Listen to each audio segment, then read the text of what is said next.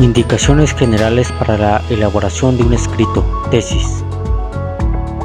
Para la redacción en general, el estilo de redacción de tesis o informe científico es sobrio, mesurado, claro y preciso. No es correcto hacer un refrito de libros u otros escritos ajenos.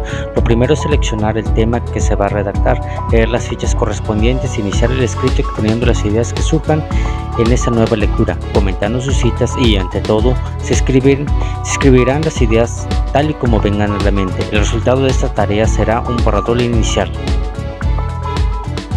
Algunas normas. Escriba oraciones breves sin palabras innecesarias, párrafos compuestos por una oración.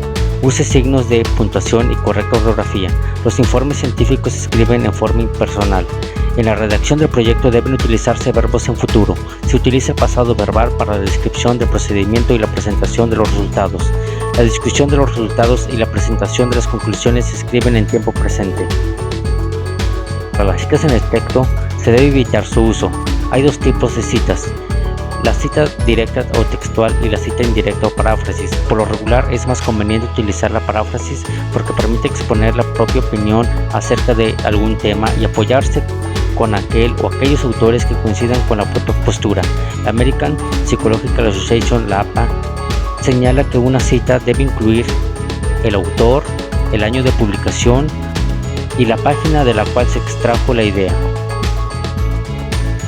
En la presentación proporciona seriedad y transmite confianza. Se escribe a doble espacio con sangría 5 pasos del margen izquierdo. El formato de la tesis debe ser 17 por 23 centímetros, de manera que al mecanografiarse ha de respetarse un margen de 2.5 centímetros en todos los lados de la hoja. Para los encabezados, las dedicaciones de los capítulos se escriben a 4 espacios del margen superior de la hoja. Se ordenan con números romanos, van al centro con mayúsculas y sin punto final, separados a 4 espacios del texto. Ejemplo, el capítulo. El encabezado, los títulos como resumen, agradecimiento, índice general, lista de tablas, lista de gráficas, referencias bibliográficas y apéndice son también encabezados de primer orden. Por eso se escriben a 4 espacios del margen superior de la hoja, se centran y van con mayúsculas y sin punto final.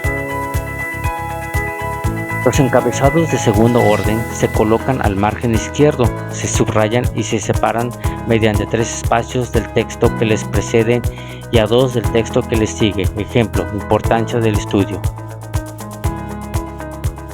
Los encabezados de tercer orden, que son los títulos de los párrafos, se escriben a 5 espacios del margen izquierdo, se subrayan y terminan en punto. Ejemplo, autoconcepto.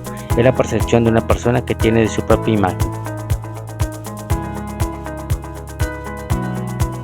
Para la paginación, todas las páginas de la tesis se enumeran en la parte superior derecha del margen, a excepción de la primera de cada capítulo, que no se enumera, pero se tiene en cuenta para continuar la secuencia de las páginas.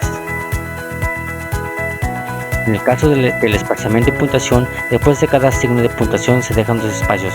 En los títulos de 2 partes se deja un espacio. Después del lugar de publicación de una referencia se deja un espacio, y después de los puntos de las iniciales de los nombres de personas, un espacio. En la seriación, para indicar la seriación dentro de un párrafo, de acuerdo a la APA 1983, se utilizan letras minúsculas encerradas entre paréntesis y sin subrayar. Para indicar la seriación en párrafos separados se enumera cada párrafo con números arábigos seguidos por un punto, pero sin incluir después paréntesis o guiones. Los símbolos matemáticos. Si el teclado de su máquina de escribir no tiene los símbolos matemáticos, debe hacerlo con sumo cuidado y precisión a mano y con tinta negra. Para las tablas, los títulos se colocan en la parte superior, se separan con líneas horizontales, se enumeran con números arábigos. En el caso de las figuras, se designa como figura todo tipo de ilustración gráfica, diagramas, fotografías, dibujos o cualquier otro tipo de representación gráfica diferente a las tablas. APA 1983. Las figuras también se indican con números arábigos en orden de aparición en el texto, pero su subtítulo se coloca en la parte inferior de las mismas.